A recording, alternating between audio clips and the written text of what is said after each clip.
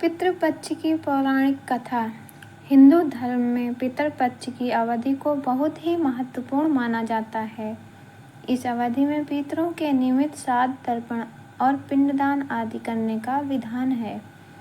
माना जाता है कि इससे उन्हें तृप्ति मिलती है और वे हमें सुख समृद्धि का आशीर्वाद देते हैं। ये भाद्रपद पूर्णिमा से आश्विन अमावस्या तक चलता है। पितरपक्ष में तर्पण और पिंडदान से पितर प्रसन्न होते हैं। पितरपक्ष लगभग 15 दिन की अवधि होती है, जिसमें लोग अपने पूर्वजों को भोजन व तर्पण आदि कर उन्हें श्रद्धांजलि देते हैं। माना जाता है कि इस समय पितर पितरलोक से धरती पर आते हैं। देखा जाए तो ये पितरों की कृपा प्राप्ति के लिए एक उत्तम समय माना गया है। वहीं अगर कोई व्यक्ति पितर दोष से परेशान है तो पितर पक्ष में वह इससे छुटकारा पाने के उपाय भी कर सकता है, जो लाभकारी साबित होते हैं। पितर पक्ष की शुरुआत भाद्रपद पूर्णिमा से होती है और यह आश्विन माह की अमावस्या तिथि तक चलता है। इस बार पितर पक्ष 17 सितंबर 2024 से शुरू हो गया है, जो 2 अक्टूबर तक रहेगा।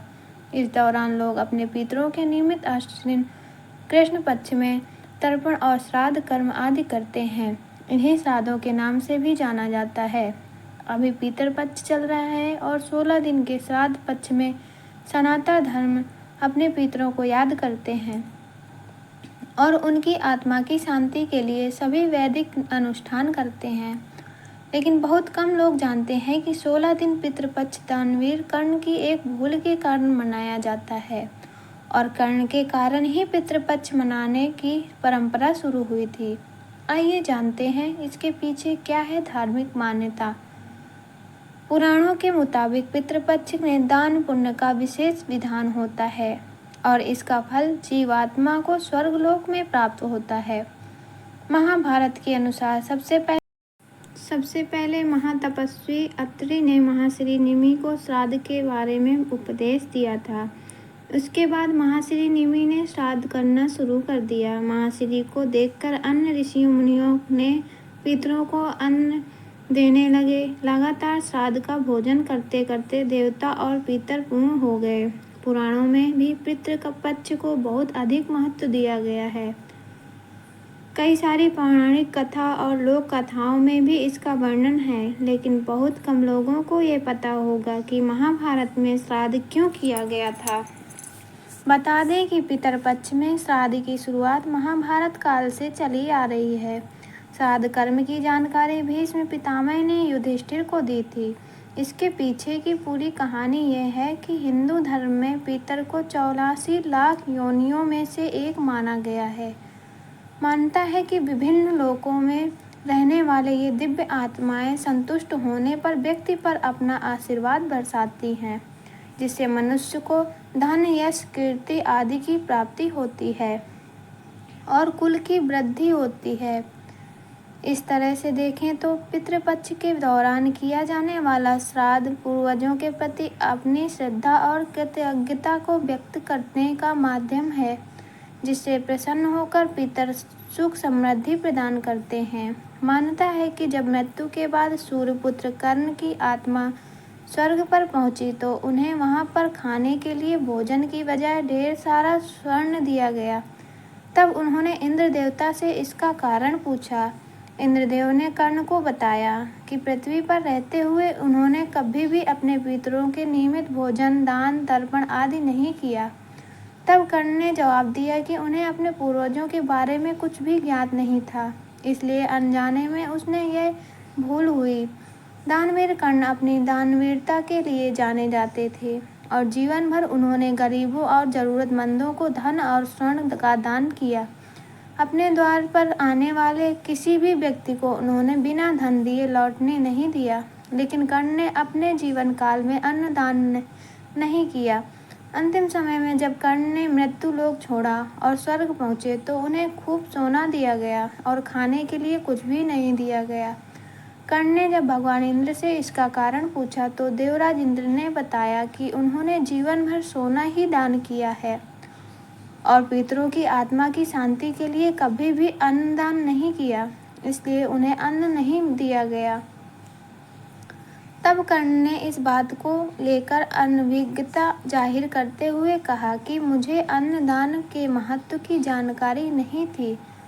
कर्ण को जब अपनी गलती का एहसास हुआ तो उन्होंने अपनी गलती सुधारने के लिए एक बार 16 दिन के लिए धरती पर भेजा गया था। इन 16 दिनों में कर्ण ने अपने पूर्वजों को याद करते हुए तर्पण किया, भूखे और गरीबों को अन्नदान किया और फिर स्वर्गलोक को चले गए। ऐसी मान्यता है कि तभी से 16 दिन का पितृपक्ष मनाने की परंपरा चल रही है और इस दौरान लोग अपने मृत पूर्वजों को याद कर भोजन का आयोजन करते हैं। साथ ही इस बात का भी ध्यान रखना चाहिए कि पितृपक्ष के दौरान यदि कोई भिक्षा मांगने आए तो उन्हें कभी खाली हाथ नहीं जाने देना चाहिए। पितर कभी भी अपनी संतानों को परेशान नहीं करना चाहते। वे बहुत दयालु होते हैं लेकिन संतानों की उपेक्षा से दुखी हो जाते हैं क्योंकि संतान के द्वारा श्राद्ध कर्म और पिंडदान आदि करने पर उन्हें तृप्ति मिलती है और वे अपनी संतानों को धन धान्य और खुश रहने का आशीर्वाद देते हैं। पितर ये नहीं चाहते कि उनकी संतानें उन्हें तृप्त करने के लिए बहुत कुछ करें। वे श्रद्धा भाव से किए गए श्राद्ध को खुशी के साथ स्वीकारते हैं। कहा भी गया है कि श्रद्धा के बिना श्राद्ध अधूरा होता है। पितृपक्ष की पौराणिक कथा। भगवान श्री कृष्ण से एक बार पक्षीराज गरुड़ ने पूछा, हे प्रभु, पृथ्वी पर लोग अपने मृत पितरों का श्राद्ध करते हैं, उनकी रुचि का भोजन ब्राह्मणों आदि को कराते हैं, पर क्या पितृलोक से पृथ्वी पर आकर श्राद्ध में भोजन करते पितरों को किसी ने देखा भी है? भगवान श्री कृष्ण ने कहा, हे गरुड़, तुम्हारी शंका का निवारण करने के लिए मैं देवी सीता के साथ हुई घटना सुनाता हूँ। सीता जी ने पुष्कर तीर्थ में अपने ससुर आदि 3 पितरों को श्राद्ध में निमंत्रित ब्राह्मणों के शरीर में देखा था। वह कथा सुनो। भगवान श्री कृष्ण कहते हैं, हे गरुड़, यह तो तुम्हें ज्ञात ही है कि श्री कृष्ण राम अपने पिता दशरथ की आज्ञा के बाद वन गमन कर गए थे। साथ में देवी सीता भी थी। बाद में श्री राम को यह पता लग चुका था कि उनके पिता उनके वियोग में शरीर त्याग चुके हैं। जंगल जंगल घूमते सीता जी के साथ श्री राम ने पुष्कर तीर्थ की भी यात्रा की। अब यह श्राद्ध व अवसर था। ऐसे में पिता का श्राद्ध पुष्कर में हो, इससे श्रेष्ठ क्या हो सकता है। तीर्थ में पहुंचकर उन्होंने श्राद्ध की तैयारियां आरंभ की। श्री राम ने स्वयं ही विभिन्न साग, फल एवं अन्य उचित खाद्य सामग्री एकत्र किए। जानकी जी ने भोजन तैयार किया। उन्होंने एक पके हुए फल को सिद्ध करके श्री राम जी के सामने उपस्थित किया। श्री राम ने ऋषियों और ब्राह्मणों को सम्मान सहित आमंत्रित किया। श्राद्ध कर्म में दीक्षित श्री राम की आज्ञा से स्वयं दीक्षित होकर सीता जी ने उस धर्म का सम्यक और उचित पालन किया और सारी तैयारियां संपन्न हो गई। अब श्राद्ध में आने वाले ऋषियों और ब्राह्मणों की प्रतीक्षा थी। उस समय सूर्य आकाश मंडल के मध्य पहुंच गए और कुतुब मुहूर्त यानी दिन का 8वां मुहूर्त दोपहर हो गई। श्री राम ने जिन ऋषियों को निमंत्रित किया था वे सभी आ गए थे। श्री राम ने सभी ऋषियों और ब्राह्मणों का स्वागत और आदर सत्कार किया तथा भोजन करने के लिए आग्रह किया। ऋषियों और ब्राह्मणों को भोजन हेतु आसन ग्रहण करने के बाद जानकी अन्न परोसने के लिए वहां आई। उन्होंने कुछ भोजन बड़े ही भक्ति भाव से ऋषियों के समक्ष उनके पत्तों से बनी थाली पर परोसा। वे ब्राह्मणों के बीच भी गई, पर अचानक ही जानकी भोजन करते ब्राह्मणों और ऋषियों के बीच से निकली और तुरंत वहां से दूर चली गई। सीता जी लताओं के मध्य छिपकर जा बैठी। यह क्रियाकलाप श्री राम देख रहे थे। सीता के इस कृत्य से श्री राम कुछ चकित हो गए। फिर उन्होंने विचार किया कि ब्राह्मणों को बिना भोजन कराए साध्वी सीता लज्जा के कारण कहाँ चली गई होगी। सीता जी एकांत में जा बैठी। फिर श्री राम जी ने सोचा, अचानक इस कार्य का क्या कारण हो सकता है। अभी यह जानने का समय नहीं है। जानकी से इस बात को जानने के पहले मैं इन ब्राह्मणों को भोजन करा लूं, फिर उनसे बात कारण समझूंगा। ऐसा विचार कर श्री राम ने स्वयं उन ब्राह्मणों को भोजन कराया। भोजन के बाद ऋषियों को विदा करते समय श्री राम के मस्तिष्क में यह बात रह रहकर कौंध रही थी कि सीता ने ऐसा अपरिचित व्यवहार क्यों किया। उन ब्राह्मणों के चले जाने पर श्री राम ने अपनी प्रियतमा सीता जी से पूछा, ब्राह्मणों को देखकर तुम लताओं की ओट में क्यों छिप गई थी? यह उचित नहीं जान पड़ा।